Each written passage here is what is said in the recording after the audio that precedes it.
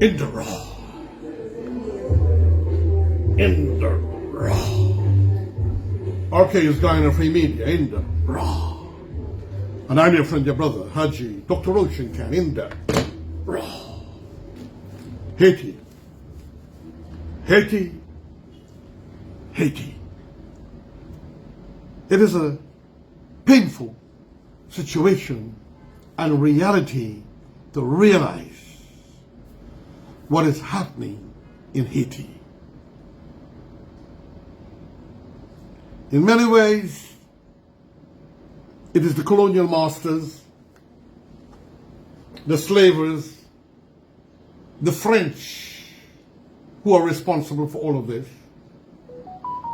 And when they had a revolution and the people revolted and they captured Haiti from the colonial master, Napoleon Bonaparte was very upset about it and sent a team to wipe out the administration and the management of Haiti. And then, in a peace treaty, Haiti had to be paying them millions and millions of francs annually in order to have their independence. So Haiti, from then to now, has never had respite.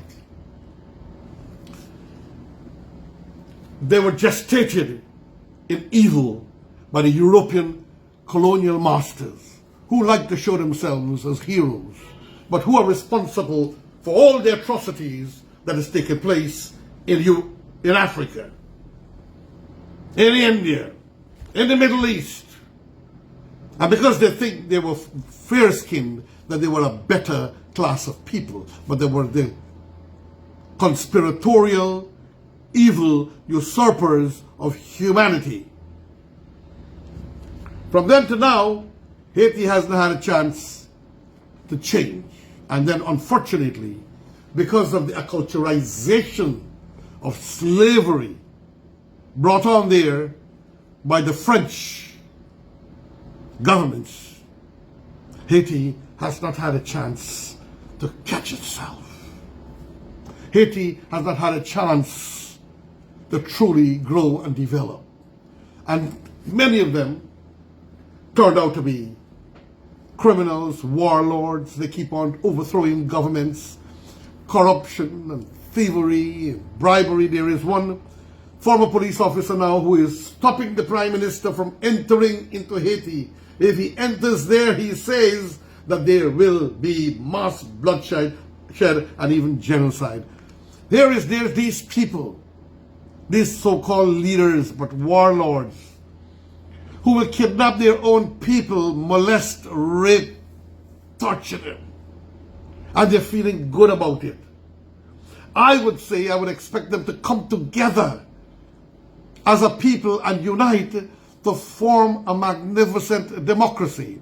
Many of them have become criminal warlords, rapists, plunderers, killers of president. Every time you get a new president, they kill them or they have to run away in Haiti. So yes, Haiti is in crisis. CARICOM is very concerned. And to have, to my opinion, this is my opinion, ladies and gentlemen, these people who are acculturized to evil, to fights, to overthrow, even if they go to a good country, some of them has that penchant, that evil preponderance to make worries. Right here in Guyana, a guy worked with me. He thinks he's intelligent, give him everything he does, and anything he does, he fails. We even took him on to employ Haitians and to train them in English. Anyone he brings in, he wanted $5,000 monthly from each one of them. This is how Haitians are, warlords, especially if they got a little bit of education. Then when the opportunity came up to drive, he sent money and bought a driver's license in Haiti. Then he went into cooking food to sell on the road. It fell apart.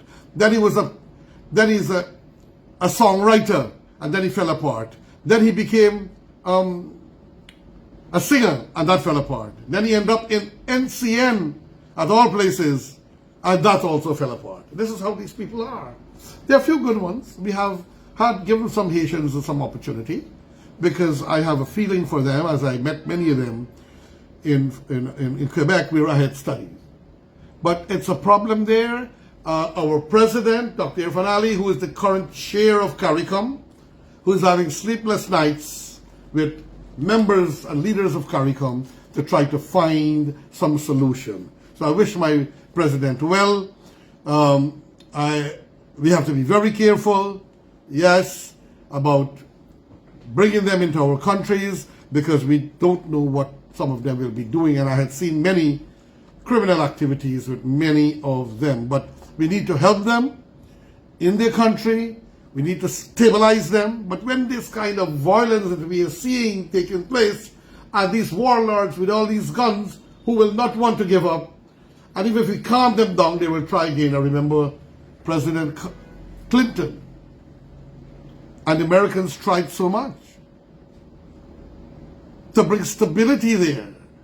Then we had the United Nations peacekeeping force went in, and they also committed atrocities by raping some women.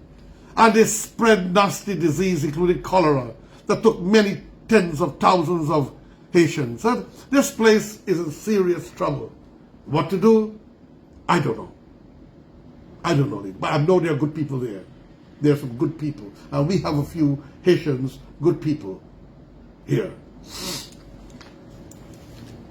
Everybody is traumatized by Haiti's violence, and which renders thousands homeless. They have to have little groups protecting themselves from gangs who are coming to steal the people's children, and make them soldiers, rape them, beat them, plunder them, and rob them of everything they can get. How will these people get money to survive?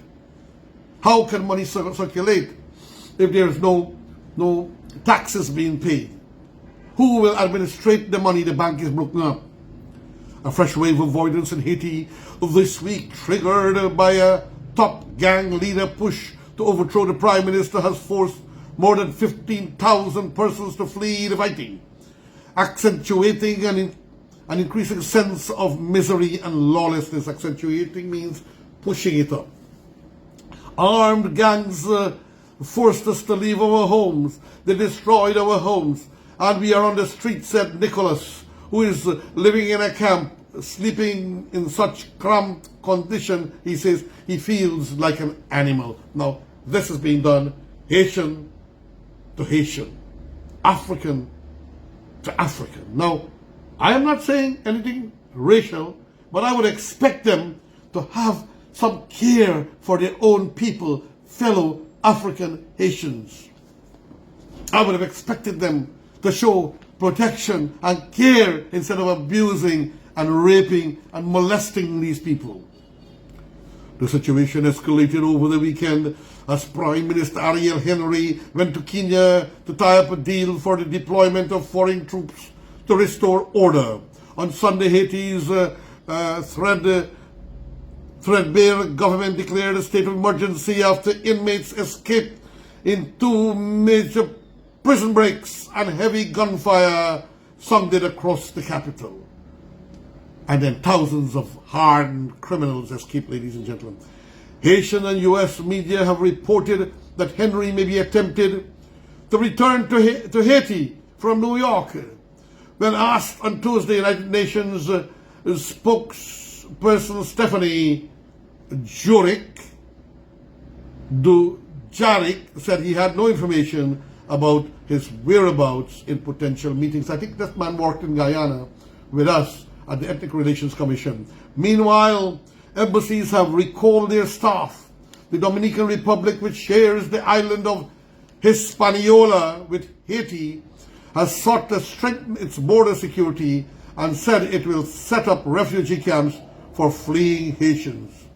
Imagine if all these Haitians were to get into Dominican Republic, what will happen there? Imagine what will happen there with the kind of people many of them are. But like I said, there are some good people too.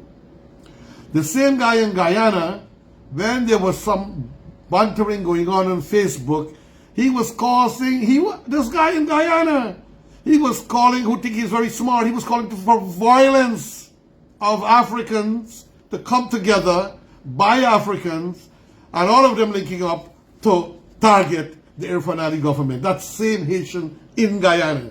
So if you are listening to this, law enforcement, I can help you to identify that man who is very dangerous but dresses nice and speaks nicely. The UN Immigration Office said during the weekend that at least 15 persons had been displaced due to violence. Renaud St. Paul, a resident of the Port-au-Prince neighborhood, Lalou, said he came to a shelter to find water, an increasing scarce commodity in the capital. They can't even have water. This is like another Gaza. But these people are being killed by their own, targeted by their own, raped by their own. Meanwhile, the BBC reported soldiers have been deployed to defend the airport of the Haitian capital from an assault by armed gangs. So they do have some professional soldiers and police who have been trying. Witnesses reported hearing shots ringing out in the vicinity of Toussaint Louverture airport as security forces clashed with armed men. They wanted to take over the airport too. The gang's aim is to prevent the return to Haiti of Prime Minister Hari, who is believed to be abroad. That is the situation in Haiti. It saddens my heart. I have a few of them employed here. We got a few good ones. We had some bad ones whom we had to push aside. But you have good and bad people everywhere, ladies and gentlemen. I repeat, we have good and bad people everywhere.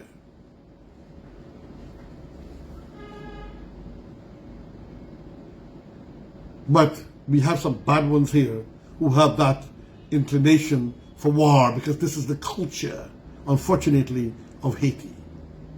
Your friend, your brother, me, Haji Dr Roshan Khan, in the raw. Say thank you. Farewell.